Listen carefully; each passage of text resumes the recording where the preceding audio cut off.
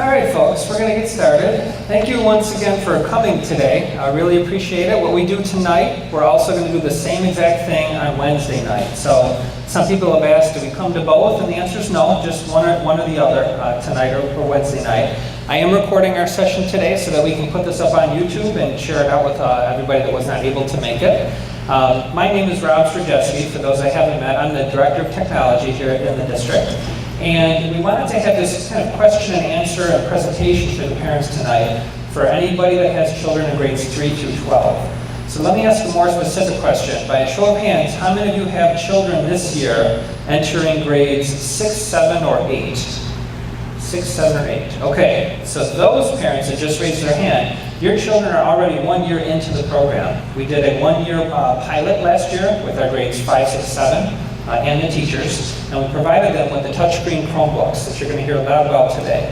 So those parents that raise their hands, we have your child's Chromebook to be issued right back to them, the same exact one. And they really served as our beta testers, our pilot students. They showed us what works well, what doesn't work so well, what's it like taking notes, what's it like watching a teacher's video, all the different things that we're going to be doing with the Chromebooks. Our last year 5, 6, and 7 grade students helped us with that. So everybody at this point should have a packet. This is actually the third page in the packet. On the cover, you're going to see the other items here I have, which would be the letter to parents. All right, this is going to give you some information about how it differs between elementary grades 3, 4, 5, 6 versus middle high school students in terms of picking up their Chromebooks. And then after that, you're going to see some information about the optional Chromebook Insurance. So we're going to dive into that topic tonight so you have an awareness of an option you have when it comes to optional protection for the Chromebook as well. So we could start out either on a funny note or on a serious note. How many people want the funny note? Not that many. How many want the serious note? Okay, so they're more funny than serious. So I'm going to show you a video here that I use when I present technology-related topics. It is a French commercial. You don't have to worry. There's only one word spoken. It's the name Emma. Has anybody seen this, by the way? Is that familiar? Okay, good. So I got an audience that hasn't seen it. It's a French commercial. I won't tell you what it's for. You'll see at the end. So it's 30 seconds long. And it's all about technology. There's going to be, I'll set the stage here. There's a kind of a sarcastic husband saying about how technology is the way to go. And he's really talking to his wife and his daughter saying, why aren't you doing these technology-related things? So there's a point I want to make with this. So we'll watch it first, and then I'll elaborate afterwards. Got audio. Emma.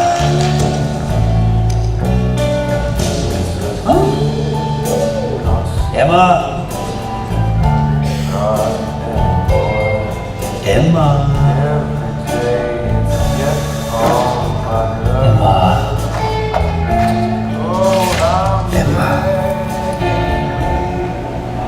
Emma.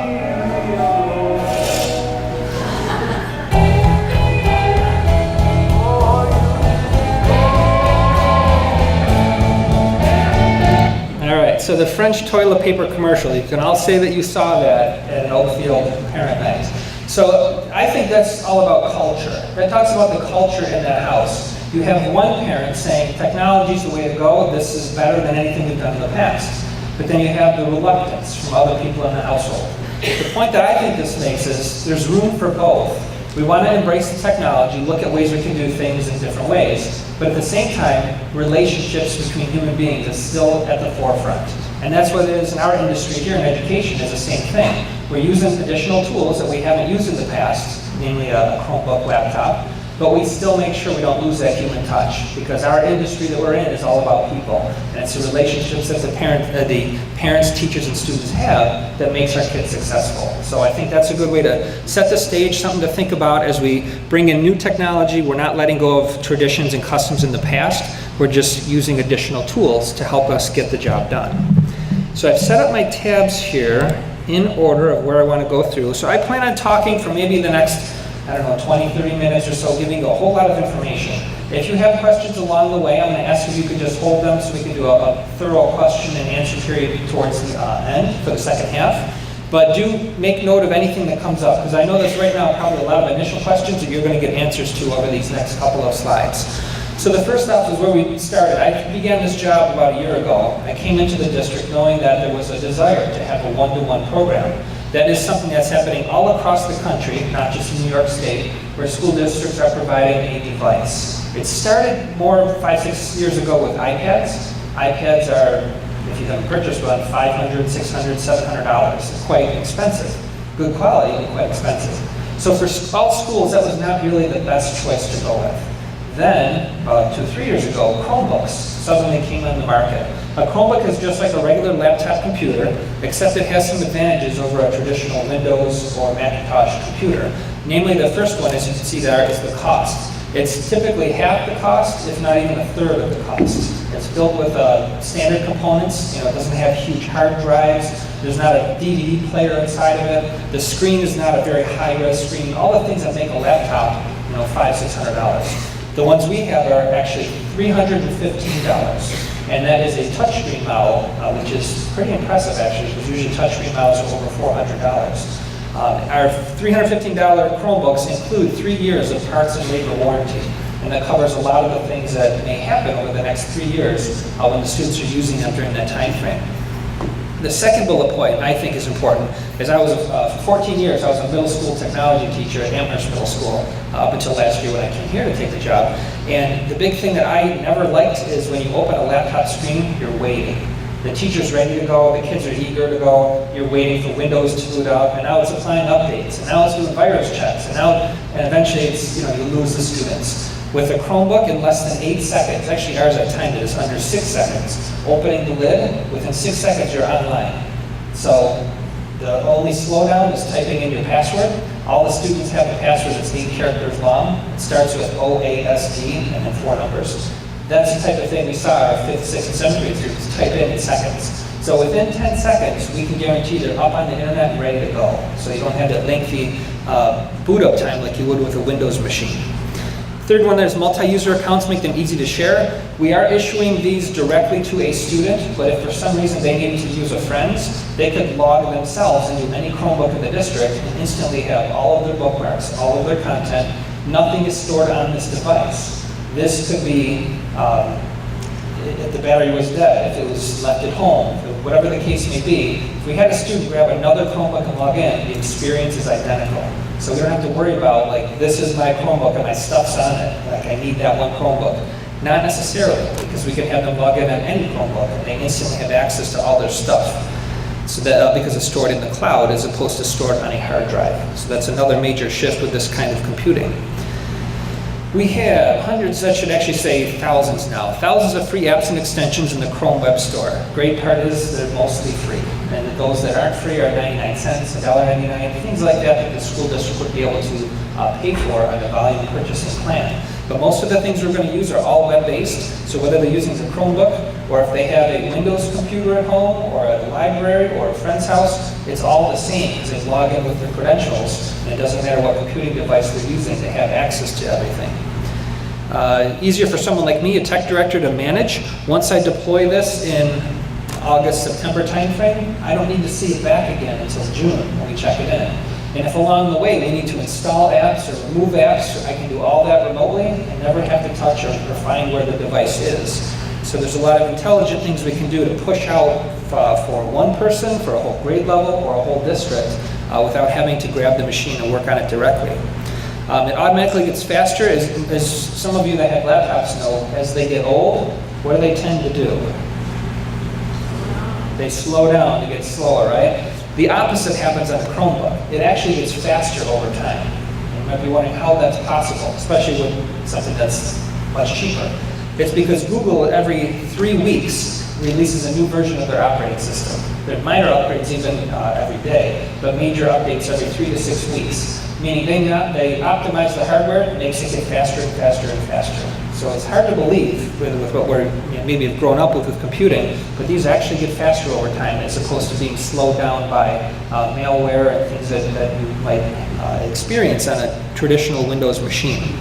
Good battery life, these will get you through the entire day. We know you'll get at least 10, 11, 12 hours out of them, especially if you dim the screen a little bit, you can get close to 15 hours of battery life out of it. So we expect our middle and high school students to take them home every day. The charger stays at home. They plug them in at night, so all night long they can charge. You don't only take about an hour and a half to go up to a full charge.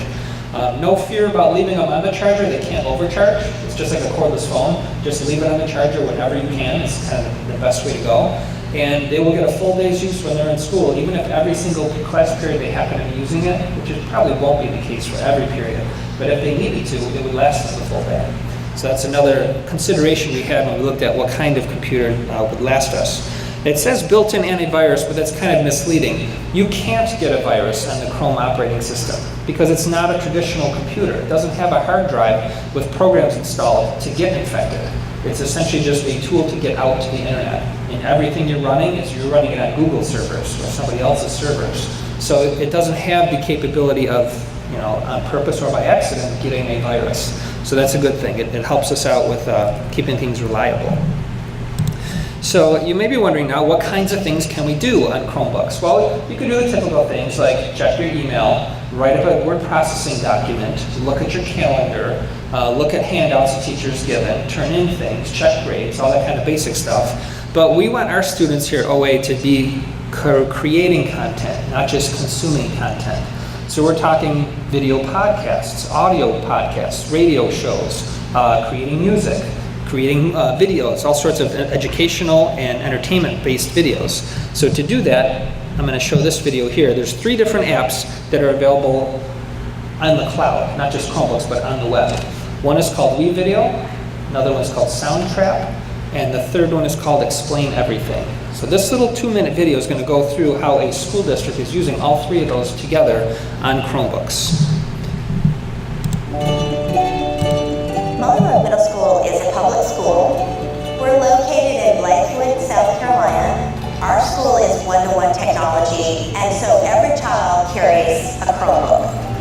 You can give them a little piece of technology, like, here's a new app, enjoy this, and they'll run with it.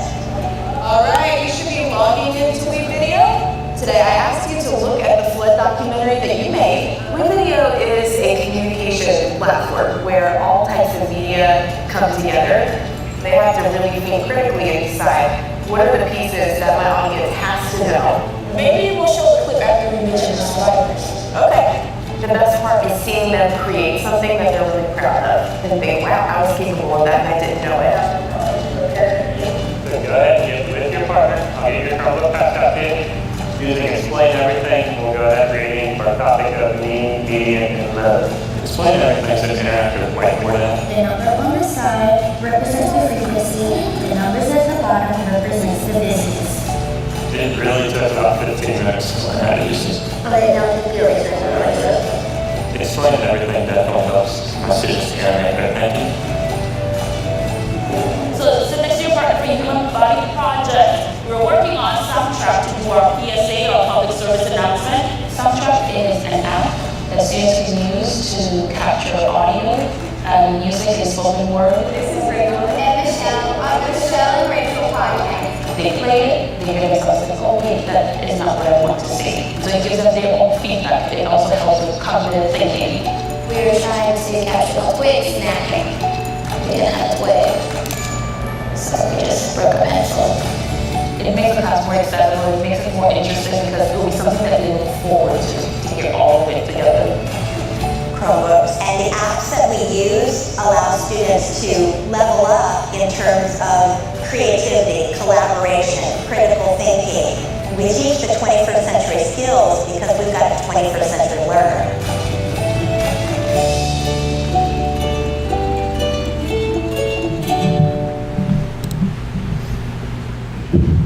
All right, so I can't wait to show that to our music teachers especially. The kinds of instruments that I saw, I was just at Canisius College at a Google Summit last Thursday and Friday, and they demonstrated that Soundtrap, and it was unbelievable how many instruments exist and how kids could then make their own music.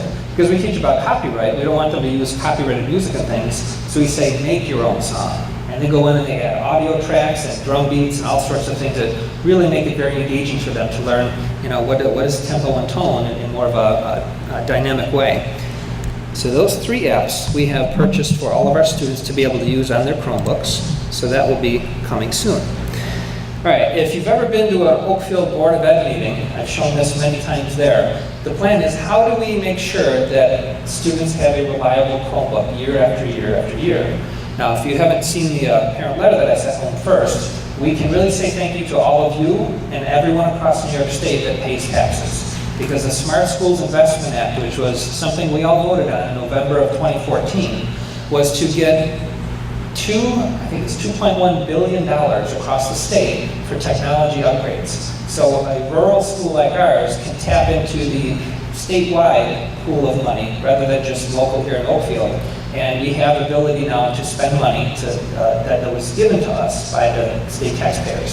So 100% of what we spent on these Chromebooks is coming back directly to us again through the New York State. There will be also additional upgrades beyond Chromebooks, such as flat panel screens to replace the smartboards in some of our classrooms, document cameras, things like that you'll hear more about as we roll through our multi-year plan of our Smart Schools Investment Act. So the key piece of it all is the mobile devices. So those are the things that students directly have access to day after day, and one per student.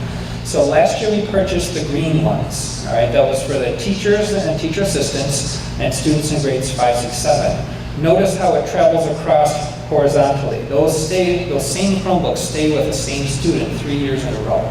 Therefore, a student has to be responsible and really take care of that device because it's not just like a rental car. It's like yours for 3 years, so you gotta be very careful and gentle with it. This year we purchased a bigger batch. We have all the red ones, and notice how those will travel across for 3 years. Our seniors this year will only need it for the first year, so then we recycle them downwards to lower grade levels, and that's how we keep the process going.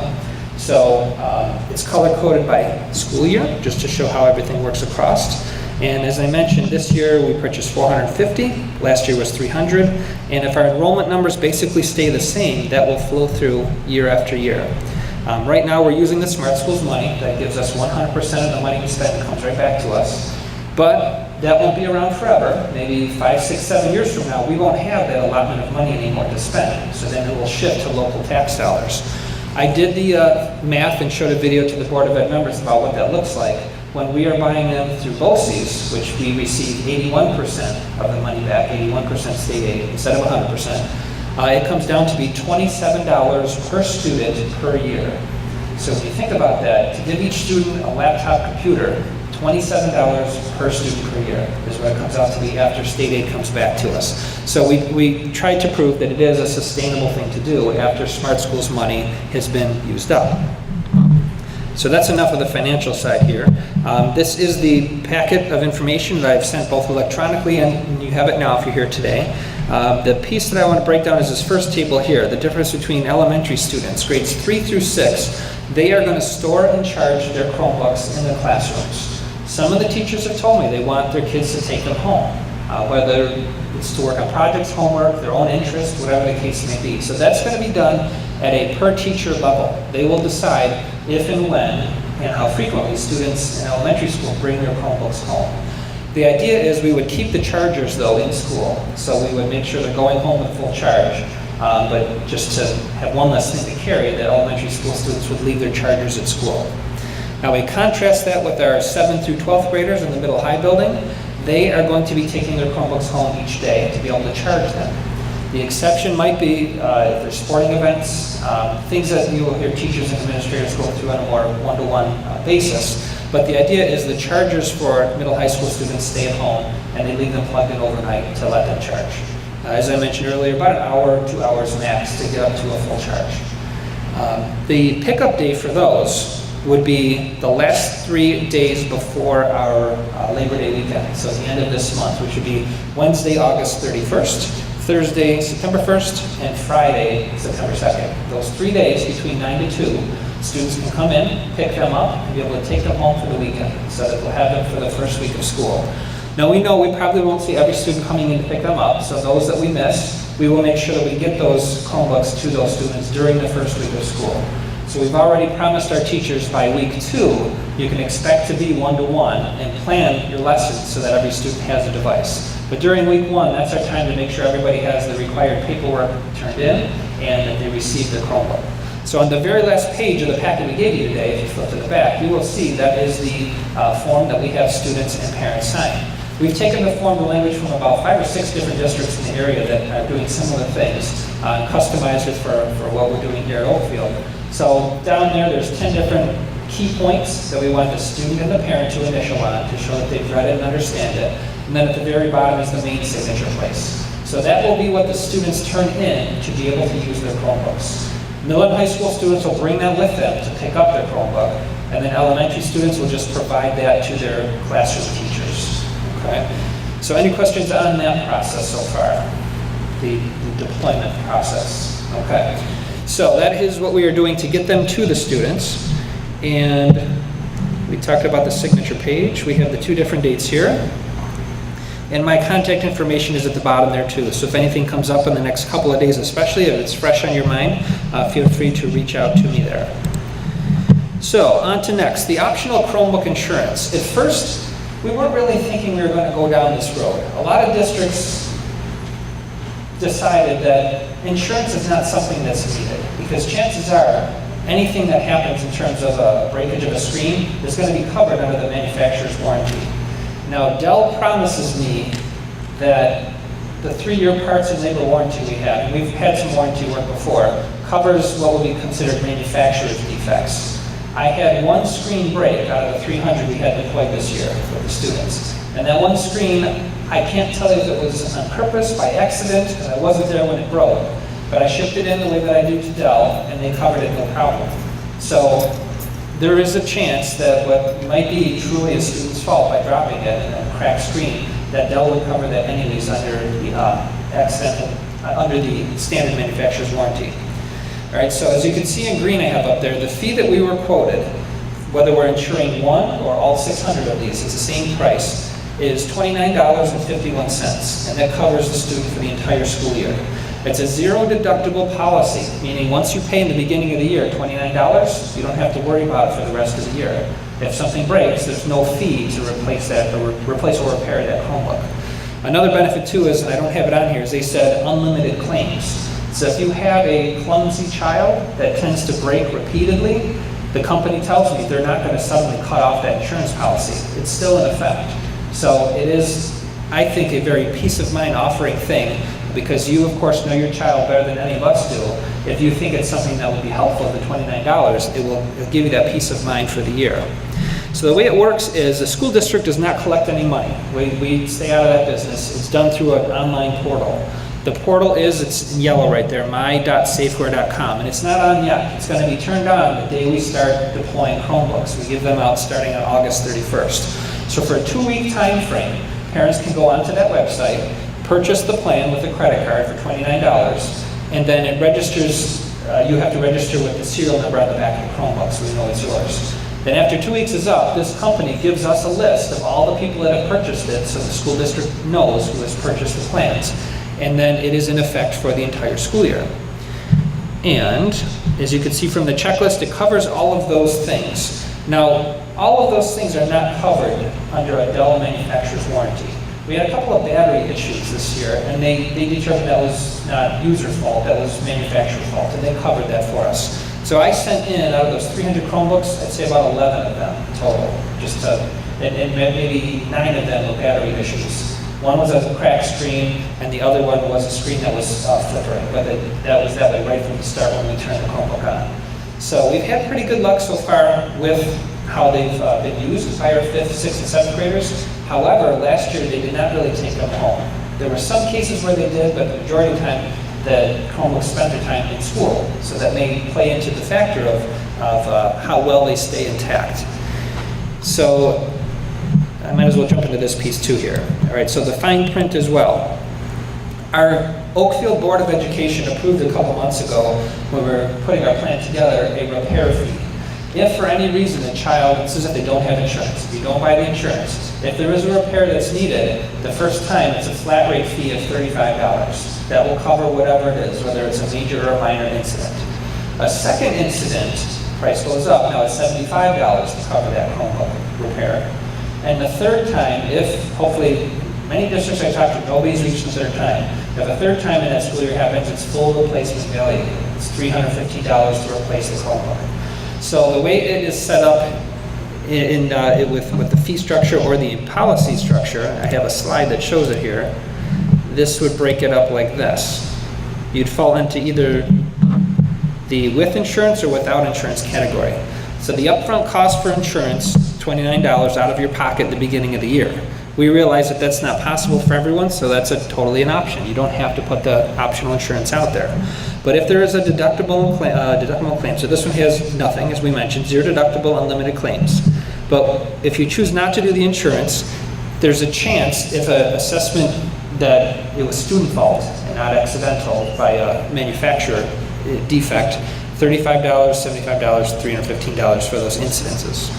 Now, if it's a manufacturer's defect is determined, no charge on either side because it's not the fault of the student whatsoever, and that would be like those battery issues that we dealt with. The manufacturer recognized that and took care of that. Accidental damage, this would be anything that's done by accident, dropping it, spilling water on it, leaving it out in the rain, whatever the case is. No charge because it's covered with insurance. If it's not, and we deem it student at fault, and again, it'll be a case-by-case basis. The administration will work with the teachers to determine what went wrong. That would be subject to the fees. Theft, burglary, or vandalism. Now this one I thought was interesting. It said with insurance, your plan would cover it, and they would replace the entire Chromebook, $350 at no charge. The catch is, and this is probably to prevent fraud, a police report would have to be filed within 5 days of it occurring.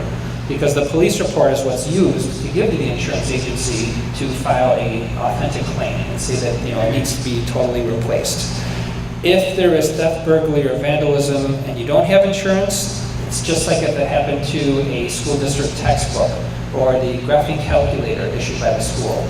It's up to the parent then to replace the missing property in order for the student to graduate, walk across the stage, get a transcript, all those kinds of things. So this is not really new because we've done this before when it comes to textbooks and sporting equipment or anything owned by the school district. If it comes missing and it's not turned in at the end of the year. The last category, last row there is really the same. If it's determined that it's truly the student that lost it, in either case, with or without insurance, it's not going to cover it.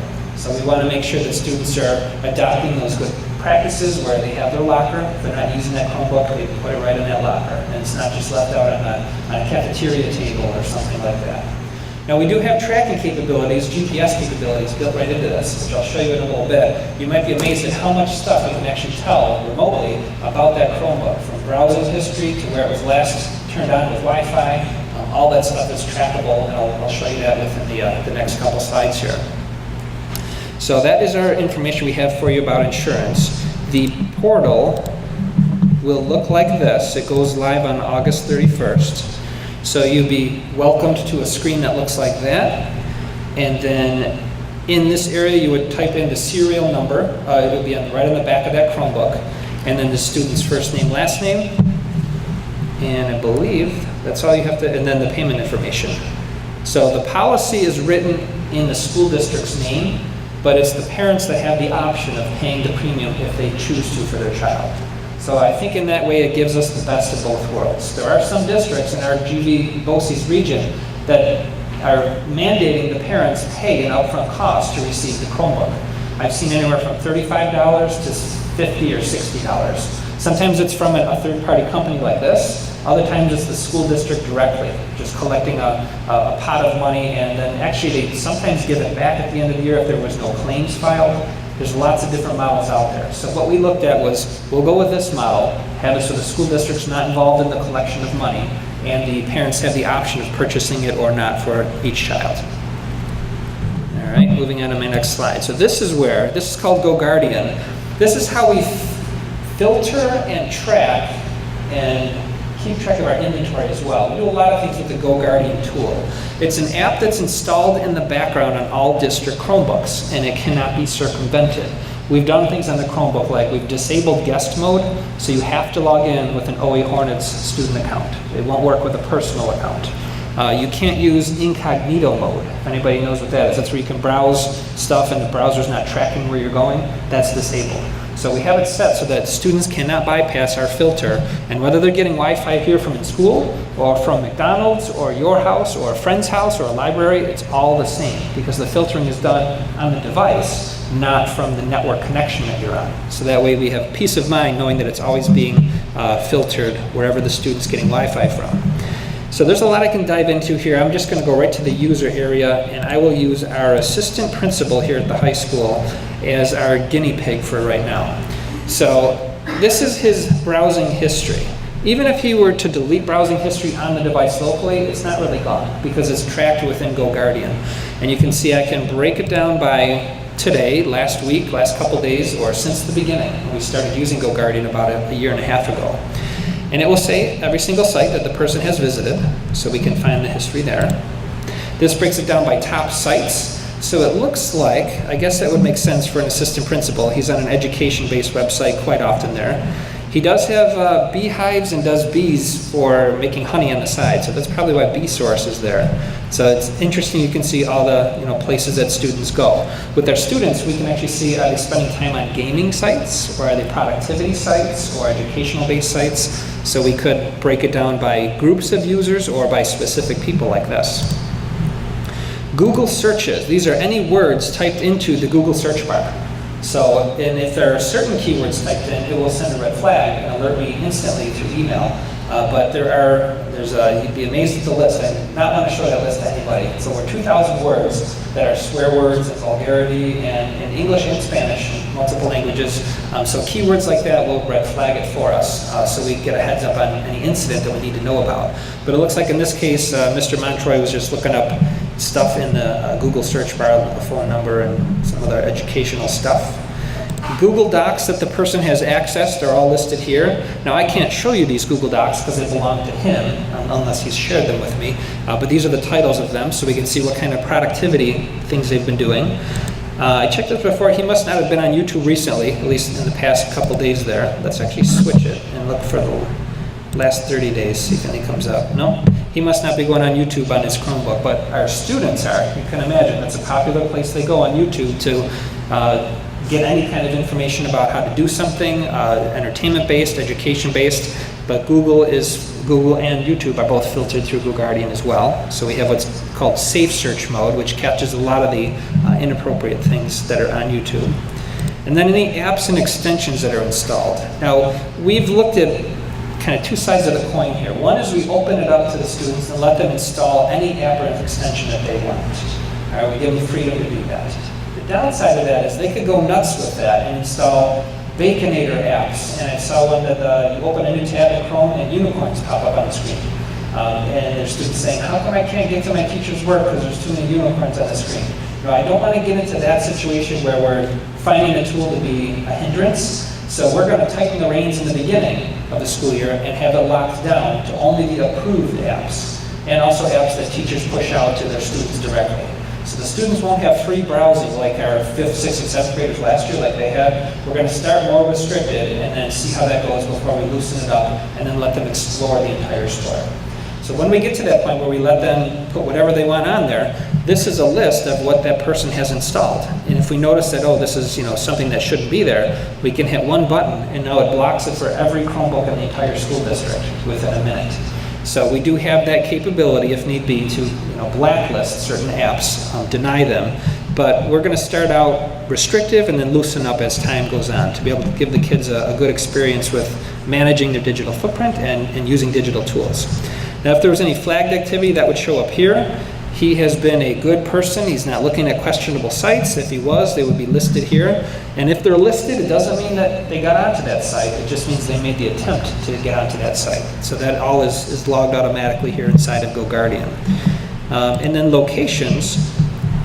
I believe it doesn't do this every day, but anytime you change to a different Wi-Fi network, it notices that and it sends a ping home. So every time here, looks like, what dates do we have here? We have Monday, and then a month, yeah, so it's going basically a couple of weeks. It probably was because he had it on campus and was going home with it. And home and campus, it stays the same. But the minute he goes to a new place, it now would show up on the map. So it gives us a history of where the device is at. Now, if we are told that something has been lost or stolen, It's real important that we find that out as soon as possible. Because what we do then is we move into the theft recovery area of GoGuardian, and now the Chromebook behaves differently. It starts logging every single keystroke typed in. It starts checking every 60 seconds to get a ping on the map so we can locate where it is. So if we have any suspicion at all that something might be lost or stolen, it's best to just report it, because then we can hopefully get all those tracing marks on it and be able to figure out if it was left under the couch or if it truly was taken by someone and brought somewhere else. The question sometimes gets asked, can I take this $315 Chromebook and maybe bring it to a pawn shop and sell it and have them wipe it? The answer is no, because just like how Apple does it, Google now does it the same way. When we purchase these, we register them to our domain in the district. Once that connection is made, it cannot be broken unless we do that within the Google console. So even if you were to do what they call power washing, which is in 3 minutes, wipes it back to a factory fresh state, it's still going to re-enroll back on our domain. So it's not possible to take it and wipe it and use it somewhere else or transfer it to another user unless we do that directly within our admin capabilities. So that's why Chromebooks are really catching on in school districts now as opposed to traditional computers, because they really are tied to the district permanently. All right, so that is GoGuardian. How are we doing on time here? All right, I'm just about done here getting to the question and answer part. Just wanted to show you the rugged protection cases. We evaluated about 7 or 8 different cases. Some were full plastic, some were rubberized, some were sleeves with zippers that you could put in. We settled on this one because it offered the best of both worlds. It's a clear acrylic case with silicone edges around it, which makes it really good for carrying. Because wherever you're holding it, your hands are holding a piece of the black rubber silicone like that. It makes it less likely to slip out of your hands. We also wanted, not just for protection for drops and falls, but notice what I did on it. We want you to customize it. We want our students to make it their own by putting all sorts of school-appropriate, of course, stickers on it, so that at a glance, when they're all sitting at the lunch table, you can look at it and you know that that's yours, because you see your identifying pieces on it. There is a yellow label up in the corner that has the student's username on it as well, so even if they choose not to decorate it, we can still identify it by the name that shows up there. So we purchased these cases for everybody. They're about $20 for the case. The district purchased it, we're giving it to all the students. If they break it for whatever reason, it's up to them to replace it with an equivalent case. Cases are as low as $8 and as much as $50. So we kind of picked somewhere in the middle with the $20 case. They can be purchased online right from the company, and I'll have this link on the district website, or they can contact us and we'll have enough spares on hand to be able to sell replacements. But the good news is, if you were to drop this, you're going to sacrifice the case first, just like those of us that have smartphones or tablets. You'll break the case before you break the hardware itself. So it offers that little bit of additional bump protection by being on there. All right, so now we get to the big one here, the policy handbook. Now I'm not going to go through this piece by piece because you may have been able to see this already, and if not, you can look at it from today. But I broke it down from starting kind of chronologically. We're starting with receiving the Chromebook and how that works, information about the charges that I talked about, taking care of it, general pieces of advice. Big one with screens is we have to make sure that students don't put pens or pencils inside the top edge. That's a common thing from what I've heard a lot of tech directors say, where if the student's writing something on paper at the same time, they'll put a pen or pencil in the lid there, and they might forget that that's there, and then do this. And when they close it, they're noticing, oh, it's not closed all the way. I'll push it to make it really close. Maybe it's stuck. And then they crack a screen. So as long as the students remember, don't put any pens or pencils on the keyboard, then that's less of an issue in terms of closing it that way. So that's our screen care. We don't want the students to be eating or drinking next to them. They do have, and there's not a lot of students here, so I can tell the parents this, they have spill-proof keyboards. So technically, if you did spill liquid on it, it's not going to seep into the guts and fry the motherboard and make it unusable, which happens with most laptops. It is fully sealed. But if it's like pop, it's going to get kind of, or pop or soda. I'm from Buffalo, there's the Rochester people, some say pop, some say soda. It'll get sticky, and then the keys won't be traveling real easily. So even though they are spill-proof keyboards, we do have to be careful with drinks, food and drink around there. Storing Chromebooks, it's different if you're in elementary versus the secondary building, as we talked about. Charging the Chromebook, about using inappropriate media. Kind of the basic things that have always been in our acceptable use policy. We've expanded on them there. When it comes to saving your work, as we mentioned, everything's not saved on that Chromebook, so they are interchangeable. Everything's stored in the cloud, so we don't lose any time if a student suddenly needs a different Chromebook to work on for the day. There will be loaners available. If we determine that it was truly an accident and the student didn't do anything malicious, we will hand them a loaner Chromebook. We have both touchscreen and non-touchscreen models for loaners. It'll just depend on how many we have in our inventory at that time. Because this truly is now taking the place of a textbook.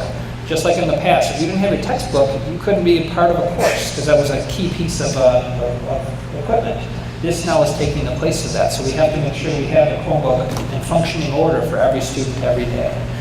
All right, so network connectivity. The question was asked, can we use these at home if we don't have Wi-Fi? And the answer is yes, because Chromebooks can work in an offline mode.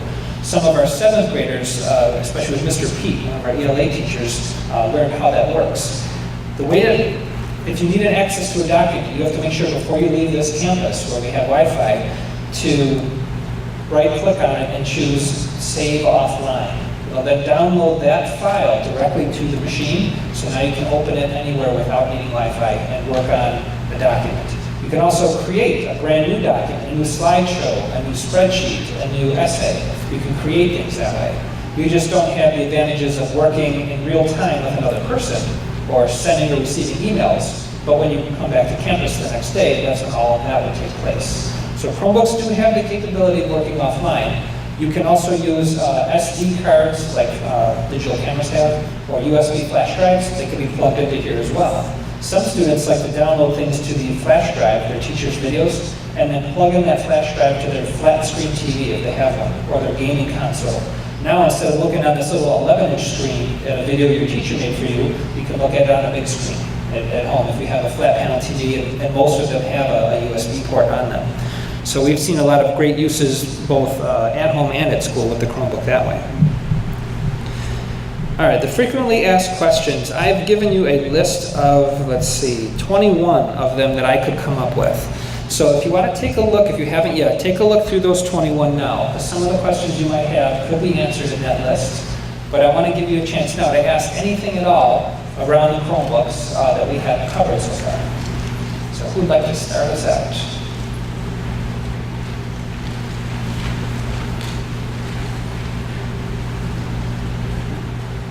Did I really cover it that much? I figured there's got to be some questions there.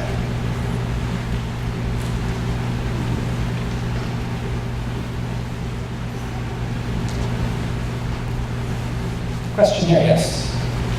So last year they said you use their phone in class. Is this going to take place of that?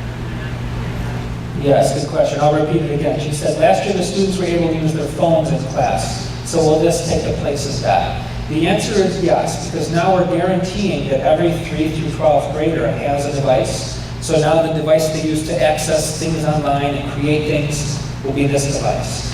And our Wi-Fi network, our OACS guest network, we would give out the password in the past to the students. This year we're going to have to change that. Because if we gave them access for their phones and their Chromebooks, that's double the amount of the devices on the network. And as you can imagine, that brings our bandwidth down tremendously. So now we're shifting the BYOD, the bring your own device mentality of technology, into a district issued device. So when they need to get online and do things on the internet, this will be the tool for that. There will be some exceptions where students are maybe like shooting video and they need their phone to upload to Google Drive. In those cases, we can give out the guest network password, but it won't be a password that everybody is used to the form of the password each month. Does that answer the question? Okay.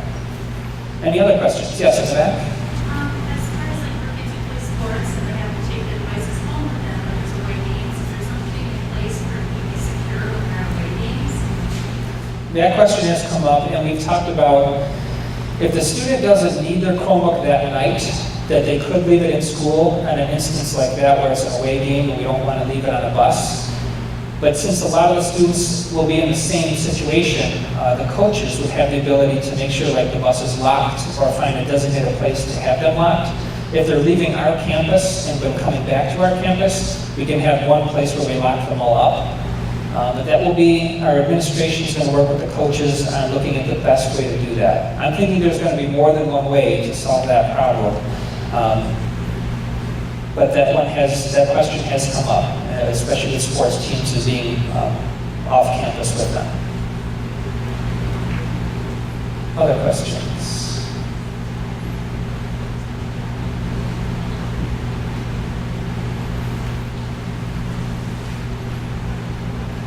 Anything at all? We'll do it on time. Not bad, we made it under an hour. All right, so I will be around up here. If there's any individual questions you want to ask, come on up. But other than that, I thank you for coming tonight. I will put either this one or the Wednesday version, the recorded version, up on the website, and we'll send it out through the messaging so that you guys can refer back to it. So thanks for coming.